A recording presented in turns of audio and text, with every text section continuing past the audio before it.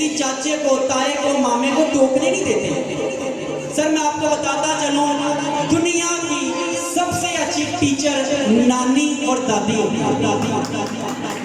दुनिया के सबसे अच्छे टीचर दादा और दादी होते हैं। इनसे बढ़कर कोई उस्ताद नहीं होता, और इनसे बढ़ के आपके बच्चे को कुछ सिखा नहीं सकता, कोई प्यार नहीं कर सकता इनसे बढ़ के आपके बच्चों को।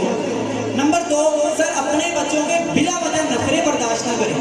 और जो बंदा आपको ये कहता है अभी ये छोटा है सीख जाएगा, वो आपके बच्चों का सबसे बड़ा दुश्मन है। मट्टी जब नरम होती है उसे जिस मर्जी सांचे में ढाल लिया जाता है, वही मट्टी जब सख्त हो जाती है वो ढलती नहीं है, टूट जाती है या पत्थर बन जाती है, उसको किसी शेप में आप मिला सकते हैं। नंबर 3, वालिदैन की सबसे बड़ी गलती, बच्चों को मसरूफ रखने के लिए आप शॉर्टकट इख्तियार करते हैं। स्कूल भेज दिया, अकेडमी भेज दी, मदरसे भेज दिया, 2 घंटे कार्टून लगा के दे दिए, उनको शॉर्टकट के जरिए बिजी रख लिया।